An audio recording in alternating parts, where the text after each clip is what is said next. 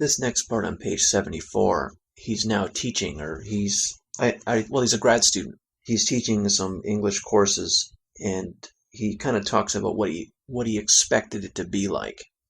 And so he says here, I still thought that literature would throw light on their own lives, his students, show them truths about themselves and their families that the priest, the politician, and the advertiser busily covered up.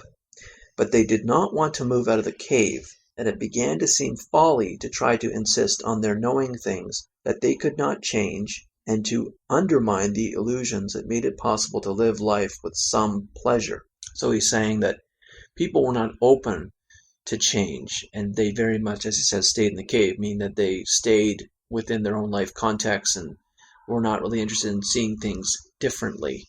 And kind of connected to that, I've been reading a fantastic book, which I'm probably also going to review. The book is Norms and Nobility by David Hicks. It's a fantastic book on what an education is supposed to be like. And literature is very important. And what he says is that when you teach literature, you have to get the students to, and he talks a lot about the normative is very important, like the morality. It has to be always within your education. Kind of like how they used to teach morals. And they used to read those little short stories and then it'd be a moral of the story. That doesn't really happen anymore. But he says that when you teach literature, you have to get the students to consider, or philosophy, to consider what it would be like to live like that. You have to get them to get out of the cave, right? Just like I talked about in the quote from this book. You can't let students stand outside of ideas and analyze them objectively, at least not at the beginning. You have to get them to experience what it would be like to live by them, to experience the ideas that way. And then later you can analyze them or compare them.